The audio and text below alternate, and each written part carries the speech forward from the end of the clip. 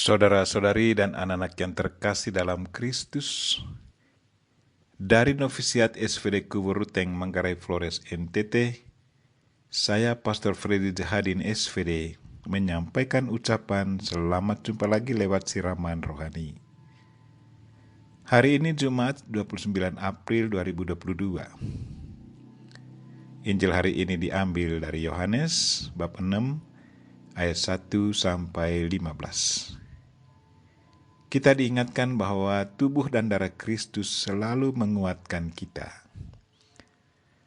Marilah kita berdoa memohon penerangan Roh Kudus. Dalam nama Bapa dan Putra dan Roh Kudus. Amin. Tuhan dan Allah kami, puji dan syukur kami haturkan kepadamu karena Engkau selalu menghendaki agar kami selalu menerima tubuh dan darah-Mu sebagai makanan jiwa kami.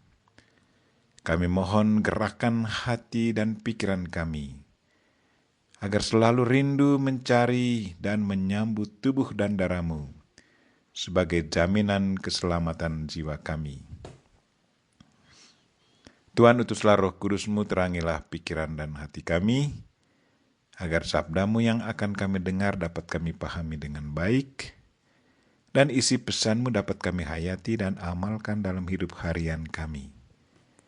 Doa ini kami sampaikan dengan perantaran Kristus Tuhan kami. Amin. Tuhan sertamu dan sertamu juga. Inilah Injil Yesus Kristus menurut Yohanes. Dimuliakanlah Tuhan. Pada waktu itu Yesus berangkat ke seberang danau Galilea, yaitu danau Tiberias. Orang banyak berbondong-bondong mengikuti dia karena mereka melihat mujizat-mujizat penyembuhan yang diadakannya terhadap orang sakit. Yesus naik ke atas gunung dan duduk di situ dengan murid-muridnya. Ketika itu Paskah hari raya orang Yahudi sudah dekat. Ketika Yesus memandang sekelilingnya dan melihat bahwa orang banyak berbondong-bondong datang kepadanya, berkatalah ia kepada Filipus, "Di manakah kita akan membeli roti sehingga mereka ini dapat makan?" Hal itu dikatakannya untuk mencobai dia, sebab ia sendiri tahu apa yang hendak dilakukannya. Jawab Filipus kepadanya, "Roti seharga 200 dinar tidak akan cukup untuk mereka ini, sekalipun masing-masing mendapat sepotong kecil saja." Seorang dari murid-muridnya, yaitu Andreas, saudara Simon Petrus, berkata kepadanya, "Di sini ada seorang anak yang membawa 5 roti jelai dan mempunyai 2 ikan. Tetapi apakah artinya itu untuk orang sebanyak ini?" Kata Yesus, "Suruhlah orang-orang itu duduk." Adapun di tempat itu banyak rumput, maka duduklah orang-orang itu, kira-kira 5.000 laki-laki banyaknya. Lalu Yesus mengambil roti itu, mengucap syukur dan membagi-bagikannya kepada mereka yang duduk di situ. Demikian juga dibuatnya dengan ikan-ikan itu, sebanyak yang mereka kehendaki. Dan setelah mereka kenyang, ia berkata kepada murid-muridnya, "Kumpulkanlah potongan-potongan yang lebih, supaya tidak ada yang terbuang."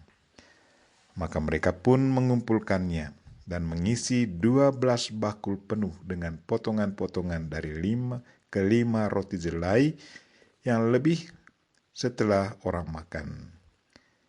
Ketika orang-orang itu melihat mujizat yang telah diadakan Yesus, mereka berkata, "Dia ini benar-benar nabi yang akan datang ke dalam dunia."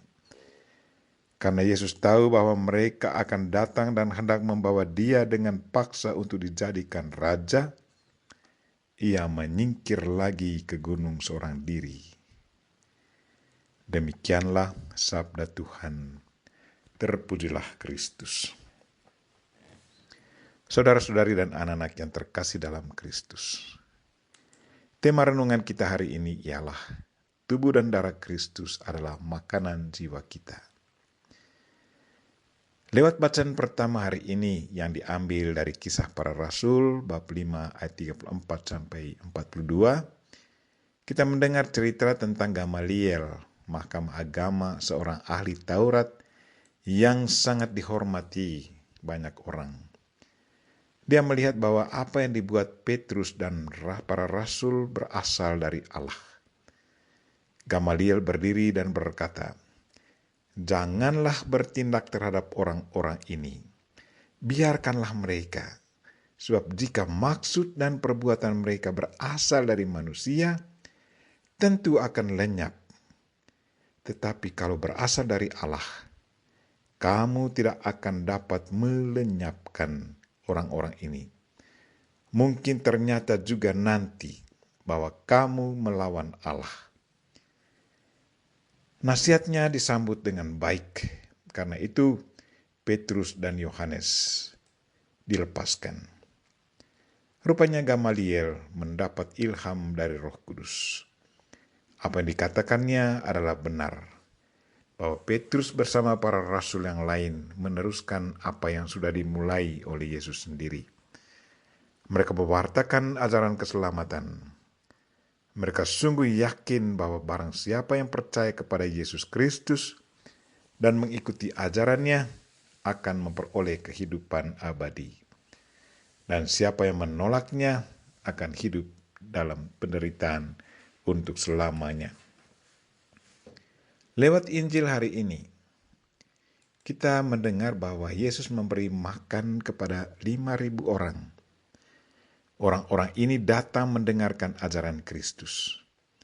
Mereka tinggalkan rumah dan pekerjaan hanya karena mau mendengar pengajaran Kristus. Mereka sepertinya sangat kelaparan akan makanan rohani. Rupanya cara Yesus mengajar dan isi ajarannya sangat menyentuh hati para pendengar. Apalagi Yesus membuat mujizat dan menyembuhkan orang sakit. Kebahagiaan yang mereka alami sangat meluap-luap sampai mereka tidak rasakan lagi kalau mereka lapar. Sebagai manusia, Yesus sendiri sudah merasakan kalau orang-orang ini sudah kelaparan.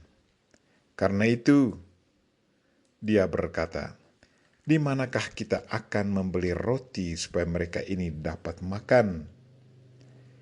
Yesus sadar bahwa makanan adalah kebutuhan biologis manusia. Karena itu dia merasa ada tanggung jawab moral untuk memberi mereka makan. Kini Yesus memperbanyakkan roti dan ikan dan menyuruh para muridnya membagikan roti dan ikan itu kepada semua yang hadir. Perbanyakan roti dan ikan adalah simbol kemurahan hati Tuhan. Tuhan selalu murah hati kepada manusia. Makanan yang diberikan Yesus adalah makanan hidup. Itu berarti siapa yang memakan makanan yang diberikan Kristus akan memperoleh hidup abadi. Yesus Kristus adalah roti hidup yang berasal dari surga. Roti hidup ini akan memberi kepuasan bagi jiwa yang lapar. Di saat kita menerima tubuh dan darah Kristus, kita menyatu dengan Yesus Kristus. Seluruh tubuh Kristus masuk ke dalam diri kita.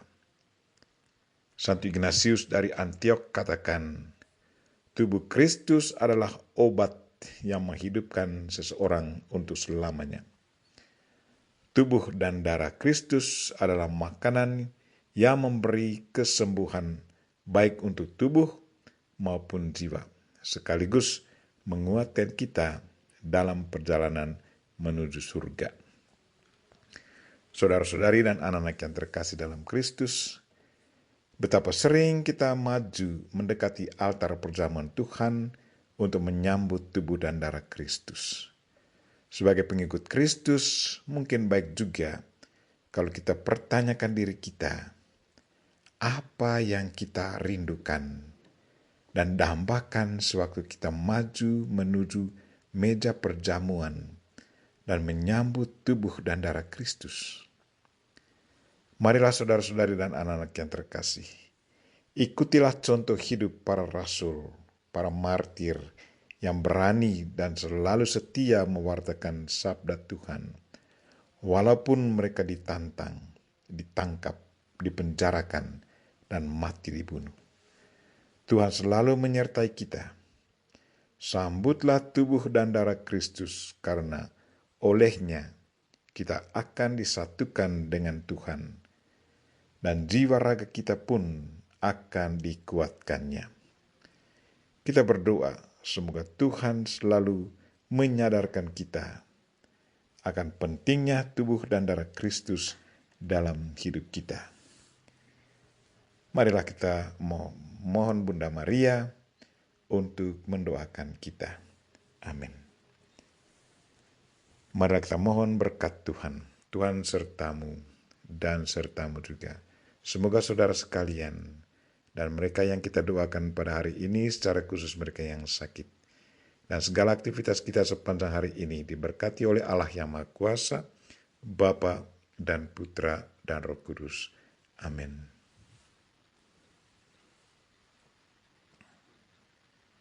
Terima kasih sudah nonton. Jangan lupa like, subscribe, dan share ya.